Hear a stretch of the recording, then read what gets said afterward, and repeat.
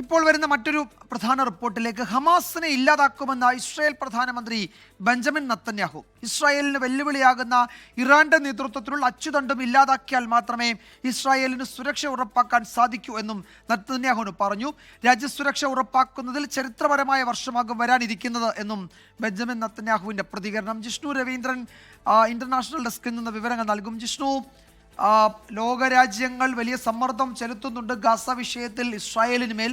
പക്ഷെ അതൊന്നും കേട്ട ലക്ഷണം പോലുമില്ല. നെതന്യാഹുവിന്റെ പരാമർശങ്ങളിൽ ബന്ദികളെ മോചിപ്പിക്കും, ഗസ ഒരു ഭീഷണി അല്ലാതാകുന്നത് വരെ ഈ സൈനിക നടപടി തുടരും എന്നാണല്ലോ നെതന്യാഹു ഇപ്പോഴും വിശദീകരിക്കുന്നത്.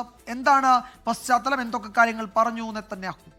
തീർച്ചയായും വിജയകുമാർ, നോക്കൂ, ഒരു ക്ലൈമാക്സ് ലേക്ക് അടുക്കുന്നു ഇസ്രായേലിന്റെ യുദ്ധം എന്ന് വേണം നമ്മൾ മനസ്സിലാക്കാൻ. അതായത് ഏറ്റവും തീവ്രമായ ഒരു ഘട്ടത്തിലേക്ക് നമ്മൾ കടക്കണമെന്ന ആഹ്വാനമാണ് IDFന്റെ ഇസ്രായേലി ഡിഫൻസ് ഫോഴ്സിന്റെ യോഗത്തിൽ പങ്കെടുത്തുകൊണ്ട് ഇസ്രായേലി പ്രധാനമന്ത്രി ബെഞ്ചമിൻ നെതന്യാഹു പറഞ്ഞിരിക്കുന്നത്. അതായത് വരുന്ന ഒരു വർഷം എന്ന് പറയുന്നത് നമ്മളെ സംബന്ധിച്ചിടത്തോളം ഏറ്റവും പ്രധാനപ്പെട്ടതാണ്. യുദ്ധലക്ഷ്യങ്ങൾ മുഴുവൻ നിറവേറ്റേണ്ട വർഷമാണിത്.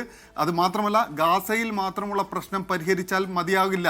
ഗസയ്ക്ക് അപ്പുറത്തേക്ക് നമുക്ക് ഭീഷണിയായി നിൽക്കുന്ന എല്ലാ രാജ്യങ്ങളുടെയും ഈ സുരക്ഷാ ഭീഷണിയെ നമ്മൾ നേരിടേണ്ടതുണ്ട്. സുരക്ഷ ഉറപ്പാക്കുക, രാജ്യസുരക്ഷ ഉറപ്പാക്കുക. അതിന് ഇറാൻ ആക്സിസ് എന്ന് വിളിക്കപ്പെടുന്ന ഒരു അനൗദ്യോഗിക ആക്സിസ് നിലനിൽക്കുന്നുണ്ട്. അത് ലെബനനിലെ ഹിസ്ബുള്ളയും അതുപോലെ ഹമാസും ഇറാഖും ഇറാനും എല്ലാം ചേർന്ന് നിൽക്കുന്ന ഒരു സംയുക്ത ഒരു അച്ചുതണ്ടാണ്. ആ അച്ചുതണ്ടിനെ കൂടി പരാജയപ്പെടുത്തിയാൽ മാത്രമേ നമുക്ക് പൂർണ്ണമായ ഒരു രാജ്യസുരക്ഷയിലേക്ക് എത്താൻ സാധിക്കൂ എന്ന ആഹ്വാനമാണ് ഇസ്രായേലി പ്രധാനമന്ത്രി ബെഞ്ചമിൻ നെതന്യാഹു നൽകുന്നത്. അതായത് നേരത്തെ തന്നെ നമുക്കറിയാം, ദോഹയിൽ വെച്ച് ഖത്തർ ഉച്ചകോടി നടക്കുന്ന സമയത്ത് ഒരു നാറ്റോ മോഡൽ ആർമി, ഒരു മിലിറ്ററി ഫോഴ്സ് വേണമെന്ന ആവശ്യം ആദ്യം മുന്നോട്ട് വെച്ചത് ഇറാനായിരുന്നു. ഇറാനും ഈജിപ്തും ഉൾപ്പെടെയുള്ള രാജ്യങ്ങളായിരുന്നു. അത്തരം ഭീഷണികൾ മുന്നോട്ട് വെക്കുന്ന രാജ്യങ്ങൾക്കെതിരെ നമ്മൾ നീങ്ങേണ്ട സമയമായിരിക്കുന്നു എന്ന ആഹ്വാനമാണ് ബെഞ്ചമിൻ നെതന്യാഹുവിന്റെ ഭാഗത്ത് നിന്ന് വരുന്നത്. അത് മാത്രമല്ല, ഇപ്പോൾ ന്യൂയോർക്കിലെ ഐക്യരാഷ്ട്രസഭാ ആസ്ഥാനത്ത് ഇപ്പോൾ എന്താ പറയുക, പലസ്തീൻ ഇസ്രായേൽ ദ്വിരാഷ്ട്ര പ്രശ്നപരിഹാരവുമായി ബന്ധപ്പെട്ട ഏകദിന ഉച്ചകോടി ആരംഭിക്കാൻ പോവുകയാണ്.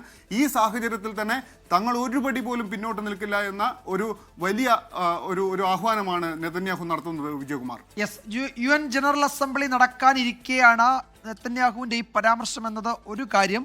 മറ്റൊന്ന്, സേനാ വിഭാഗങ്ങളെ അഭിസംബോധന ചെയ്യുമ്പോഴാണ് ഈ വരാനിരിക്കുന്നത് വലിയ യുദ്ധങ്ങളുടെയൊക്കെ വർഷമാണ്, ആ ലക്ഷ്യങ്ങളൊക്കെ നിറവേറ്റേണ്ട വർഷമാണ് എന്ന പരാമർശത്തിൻ്റെ മറ്റൊരു പ്രാധാന്യം. അങ്ങനെ ഈ നില തുടരും, അതിൽ മാറ്റമൊന്നും വരുത്തില്ല ഇസ്രായേൽ എന്ന സംശയത്തിനൊന്നും ഇട നൽകാതെ ഒരിക്കൽ കൂടി ബെഞ്ചമിൻ നെതന്യാഹു പറയുകയാണ്. ലോകരാഷ്ട്രങ്ങളുടെയൊക്കെ പ്രതികരണങ്ങളൊക്കെ ഈ വിഷയത്തിൽ അടുത്ത മണിക്കൂറുകളിൽ നമ്മൾ പ്രതീക്ഷിക്കുന്നുണ്ട്, പ്രത്യേകിച്ച് UN ജനറൽ അസംബ്ലിയിൽ നിന്നും. ജിഷ്ണു രവീന്ദ്രനാണ് വിവരങ്ങൾ നൽകിയത്. ന്യൂസ് ഡെസ്കിൽ നിന്നും.